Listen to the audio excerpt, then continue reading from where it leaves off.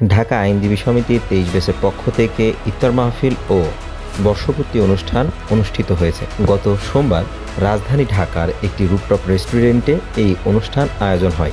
উক্ত অনুষ্ঠানে উপস্থিত ছিলেন আন্তর্জাতিক অপরাধ ট্রাইব্যুনাল বাংলাদেশের chief prosecutor advocate MD Aminul Islam, supreme court আইনজীবী সমিতির ভারপ্রাপ্ত সম্পাদক advocate MD Mahfuzur Rahman Milon, deputy attorney general advocate Khan Ziaur Rahman, supreme কোর্টের আইনজীবী ব্যারিস্টার সানজিদ সিদ্দিকী, সুপ্রিম কোর্টের আইনজীবী বেলাল হুসাইন।